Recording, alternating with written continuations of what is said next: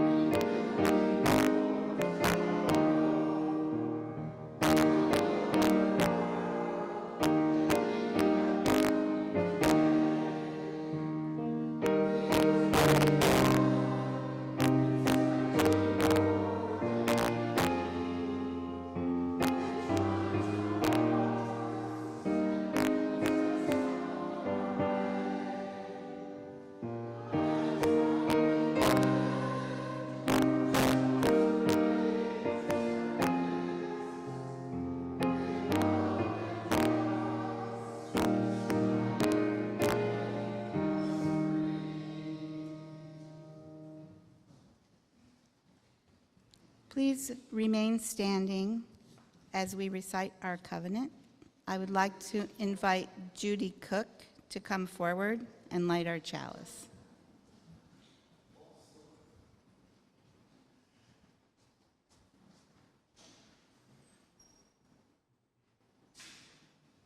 Enriched by our differences and joined together in our search for meaning, we covenant with ourselves and each other to seek truth in a spirit of love, to strive for justice, and to serve others with a joyful heart.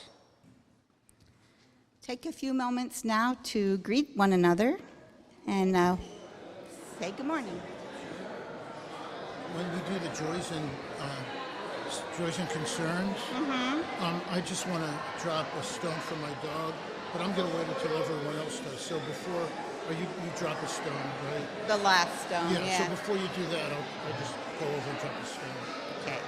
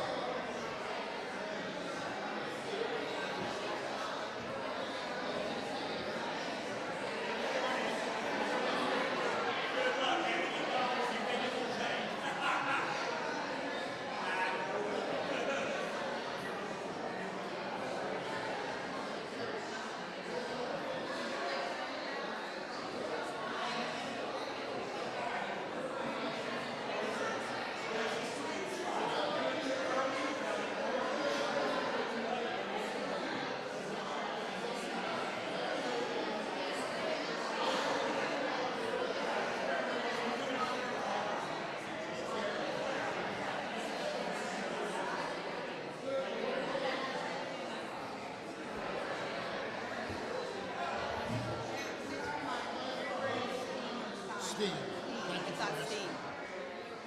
Yes.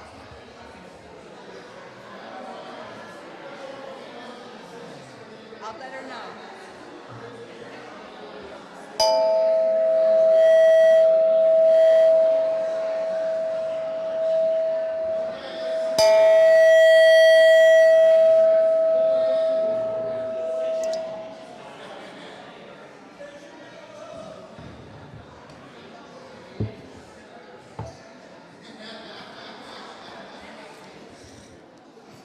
Good morning.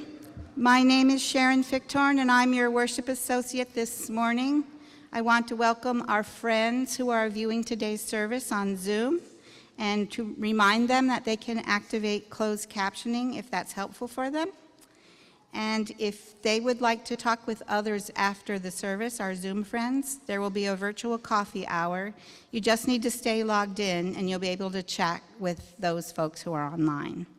And if you're attending worship in service this morning, join us for refreshments right here in the cool sanctuary. I'm excited this morning to welcome Mark Bernstein as our guest speaker. Mark is a former member of the Congregational Life Staff of the Central East region of the UUA and currently serves as an adjunct consultant. He's been a loyal member of UUCDC and has served in many capacities since joining in 1994. Welcome, Mark. Grateful to have you with us this morning. Now we're going to settle into worship by singing, "May I Be Filled with Loving Kindness."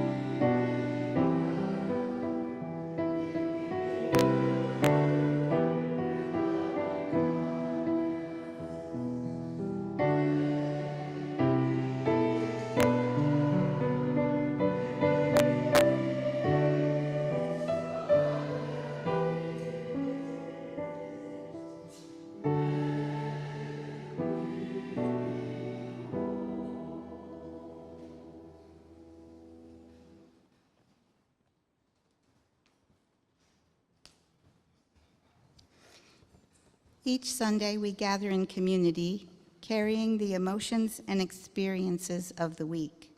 We may be full of joy or sorrow, and we honor those feelings by dropping stones into this bowl of water.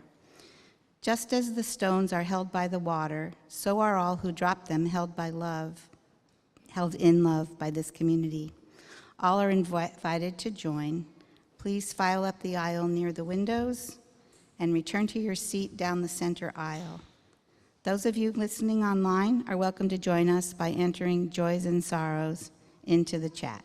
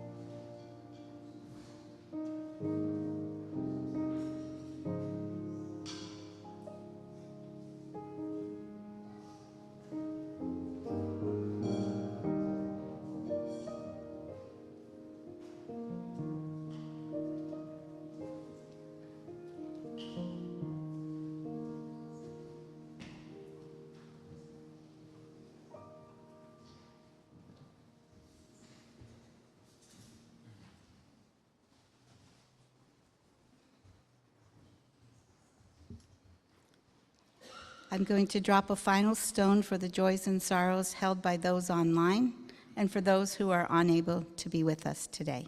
Please remain seated as we sing Spirit of Life.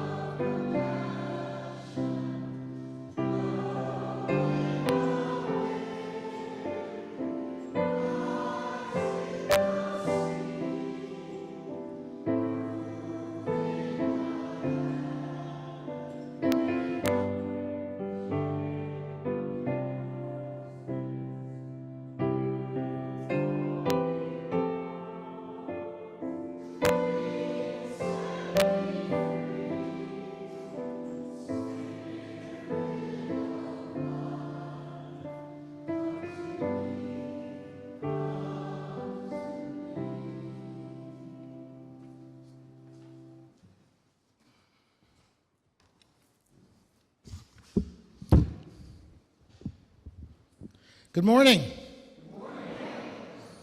I am so filled with joy at being up here once again, looking down at you with your smug Phillies faces, fighting for a playoff spot, while my beloved New York Mets sell everything and everyone they can lay their hands on, except the kitchen sink. Oh, I just got a message. The Mets sold the kitchen sink to the Baltimore Orioles.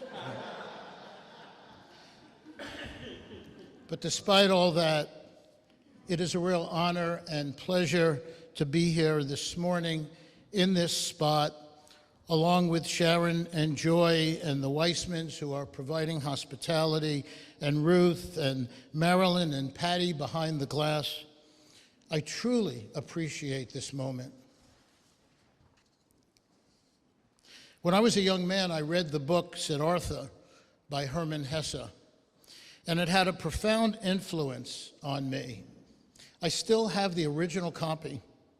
Every sentence is carefully and lovingly written. Every word is perfectly placed. And maybe it helped plant the seed that would later bring me to Unitarian Universalism. This morning's reading is a short excerpt from that book. He looked around as if he was seeing the world for the first time. Beautiful was the world, colorful was the world, strange and mysterious was the world. Here was blue, here was yellow, here was green.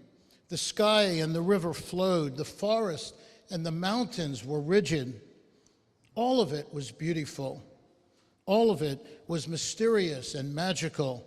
And in its midst was he, Siddhartha, the awakening one, on the path to himself.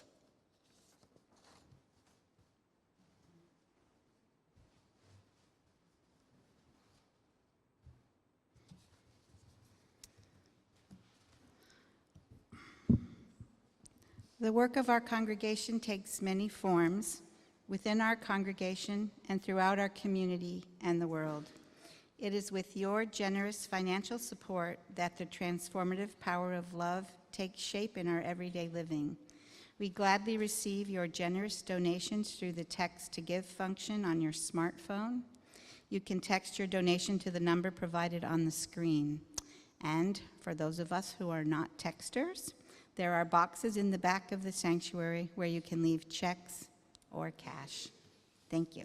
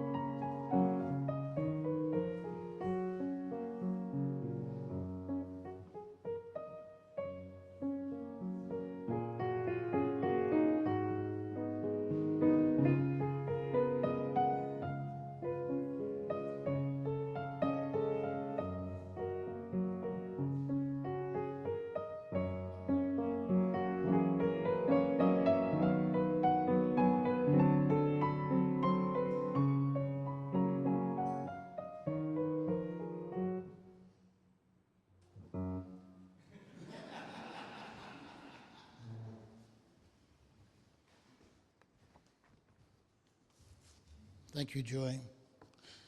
This is for Lenny. I'm going to color outside the lines a little bit, cheat a little bit, take advantage of my position of power up here, and I'm going to do, and I'm going to do a time for the ages. And I'm glad that there are a few little ones here. Now I'm no Chrissy Bushacre, but I'm going to do my best. Once upon a time, there was a young fox named Finn, who was known throughout the forest for his cleverness and cunning. Finn was proud of his reputation and spent his days scheming and plotting, always looking for ways to outsmart his prey and rivals. One day, a wise old owl named Ophelia came to visit Finn and asked him why he was always so focused on outsmarting others. "I want to be the best," Finn replied. "I want to be the cleverest and the most successful." Ophelia nodded wisely and said, "But at what cost? When you spend all your time focused on winning and outsmarting others, you forget what is truly important in life. You forget the joy of simple pleasures, the beauty of the natural world, and the importance of kindness and compassion." Finn was taken aback by this, realizing that he had been so focused on becoming something that he had forgotten the essence of who he was. He began to unlearn his cunning ways, spending more time in nature and showing kindness to others. He discovered a new sense of peace and happiness in his life, realizing that he didn't need to be the cleverest or the most successful to be truly content. Finn had unbecome the fox he thought he had to be and had awakened to a new way of being, one that was grounded in simplicity and kindness. Thank you for listening to my story.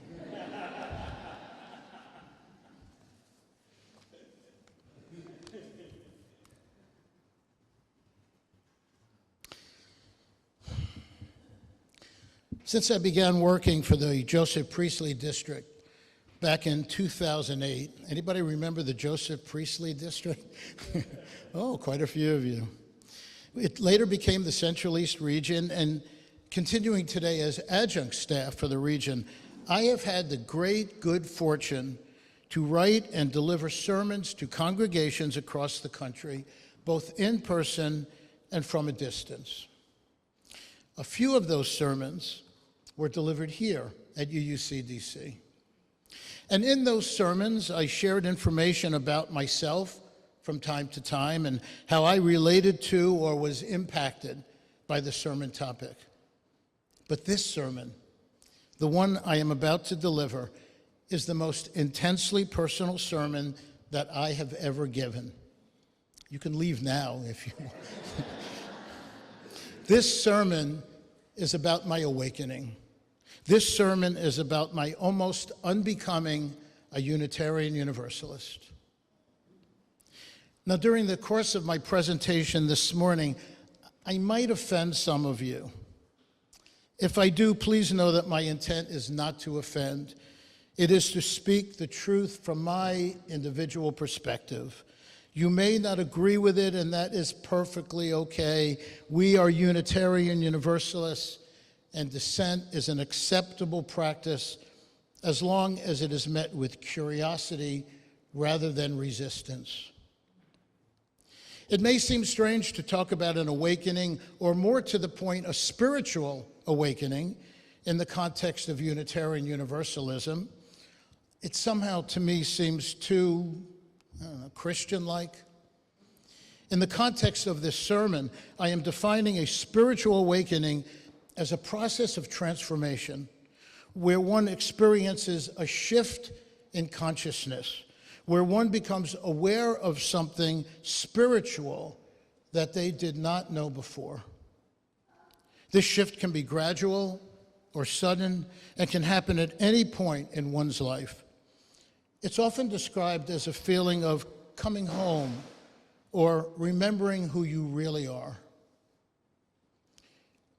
It is my contention that our belief in or commitment to Unitarian Universalism, our initial spiritual awakening, if you will, is not sudden. For most of us in the beginning, there was no moment of inspiration, no Jesus moment, no bolt of lightning in a clear sky. No, I believe that for most of us, the awakening was slow and gradual and often unconscious. This interest in Unitarian Universalism seeped into our pores and slowly took over our minds and our hearts. And one day we woke up and realized that we are wedded to this nebulous religion, this faith tradition of principles, not mandates, of suggestions on how to be, rather than ultimatums on how one must be. Over time, we came to the realization that the people with whom we share this religion are very much like us in their beliefs and their values and their commitment to a community that is fair and just and compassionate. And with this awakening, we settled into being Unitarian Universalists, committed to bettering our lives and bettering the world. And then the COVID-19 pandemic hit. Suddenly, everything was different. For over 2 years, we lived in virtual isolation. We learned to fend for ourselves, to cope with life without a true community, without the physical presence and embrace of other human beings. Sure, we had good old Zoom, but it just wasn't the same. In so many ways, we had grown apart from one another. But this was not who we were. Human beings crave intimacy. We crave the company of others. We are defined in part through our relationships with one another. And so as we re-entered a changed world, as we looked at the pandemic in the rearview mirror, as we settled back into worship and social communion, we had to unbecome who we were not so that we could remember and become who we were. This, I believe, is the awakening that Unitarian Universalists went through and are still going through. And it is captured perfectly in the quote by Albert Schweitzer: "The path of awakening is not about becoming who you are, rather it is about unbecoming who you are not." And this transformation will continue to take time to shake off the shackles of a life lived apart. Slowly, we are regaining our sense of community again. We are firing up our passion for human rights, for integrity in our political system. Good luck to us. For sanity and peace in our streets. And we will continue to laugh and cry and celebrate and mourn together. But for some Unitarian Universalists, the awakening was different. And with the same slow, methodical process that brought us to Unitarian Universalism, some of us came to an awakening that perhaps Unitarian Universalism was not for us. And people left. And this happens. And the proof is in the numbers. In 1961, when the Unitarians and the Universalists merged, the official membership number, and I got this down pat, was 151,557. As of January 2023, according to statistics provided by the UUA, there are currently approximately 153,000 members in UUA congregations in the United States, an increase of only 1,500 members. Certainly today, and even back then, there were friends and allies and people who identify with Unitarian Universalism, but comparing apples to apples, membership in the UUA has not significantly changed in 61 years. So one can conclude that the same number of people who are joining our movement are leaving as well, for many reasons, including death. But among those reasons is an awakening for some that this is not the religion for them. Now, this sermon is not an attempt to identify reasons for our lack of growth as a denomination or to find fault with anyone or any system that might be preventing our numbers from increasing. I cite these numbers to emphasize this point.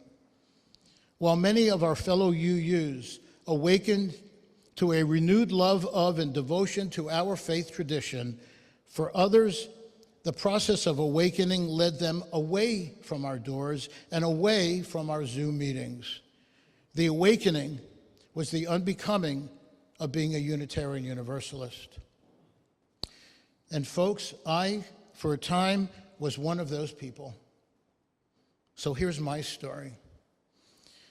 When I returned to in-person congregational life and resumed my role as a church elder, as a member of the Board of Trustees, and as someone deeply involved in church activities, I realized that I had changed.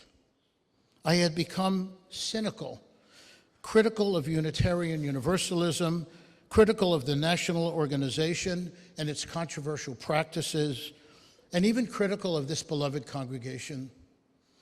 I had participated in the search for our first interim minister and found the process exhausting and demoralizing. I was frankly bored with the sameness of our order of service, the lifeless and almost obligatory singing of our Spiritual of Life hymn, the anonymous and solitary nature of our joys and sorrows ritual. I was tired and disillusioned, no longer motivated to involve myself in the workings of the congregation or even to attend worship services.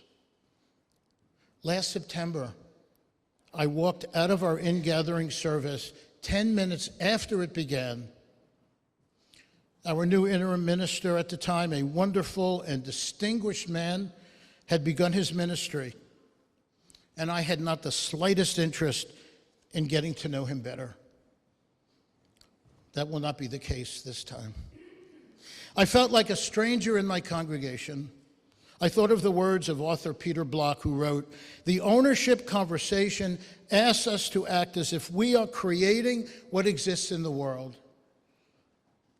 This requires that we believe in the possibility that our congregation is mine or ours to create, that each of us is cause, not effect.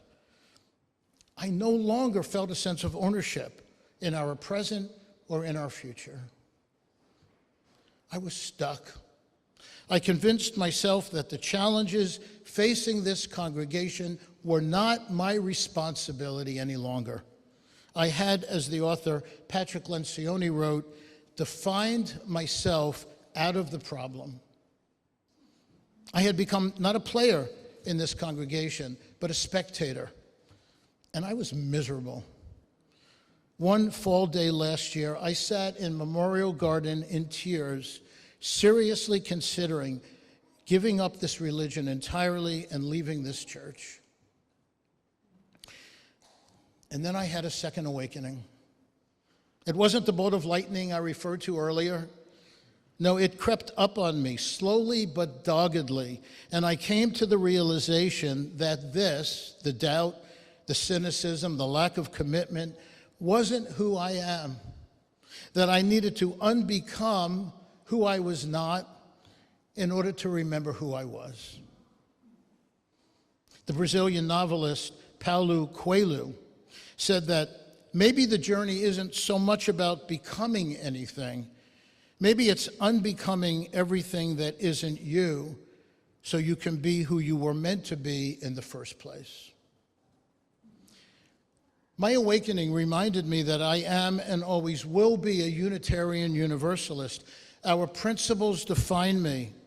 The fires of compassion and social justice burned within me. Unitarian Universalism is part of who I am, and it always has been. And so I returned to congregational life, maybe a bit hesitantly, somewhat weary about jumping back in with both feet. Now that my tenure on the board has ended, I may hang back for a bit to ensure that I am living my life as a UU in the manner that is important to me and not just important to others. But I'm back, and I got a few ideas. I know that my story is not an isolated one, and I suspect that many of you can relate to at least part of my experience. The author and lecturer Werner Erhard talks about the transformative power of stories. There are stories, he says, that give meaning to our lives and help us find our voice, and there are those stories that limit our possibility. I fell victim to that tendency to tell stories about myself and my religion and this congregation that limited the possibilities available to me. I told those limiting stories to myself over and over again until I was almost convinced that Unitarian Universalism was no longer an option for me. I awakened to realize that the real story had not changed, that I was and always will be a Unitarian Universalist, bound to this life-changing and life-saving faith tradition. And like my beloved Siddhartha, the Awakening One, I am back on the path to myself. Please rise in body or in spirit for our closing hymn, The Fire of Commitment.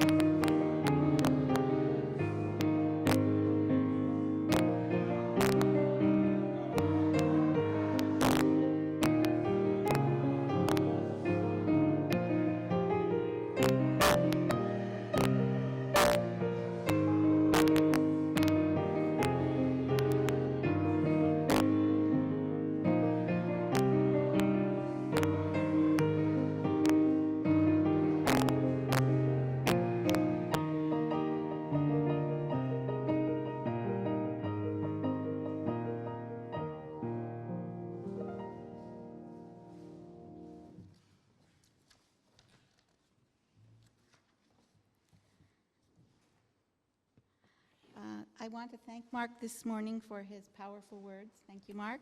Joy for providing the music this morning, the members of the hospitality team, and the AV team for supporting our worship experience, both virtually and here in the sanctuary. Please consider joining us next week when Chloe Cairncross and Marilyn Huff will share thoughts on artificial intelligence and its reflection of the human experience. And be sure to join us 2 weeks from now when Reverend Ed will be giving his first sermon at UUCDC. Now please remain standing as we extinguish our chalice and recite our benediction. You get the chalice? Yeah. For those who come here seeking God, may God go with you. For those who come embracing life, may life return your affection. For those who come to seek a path, may a way be found and the courage to take it step by step. Blessed be.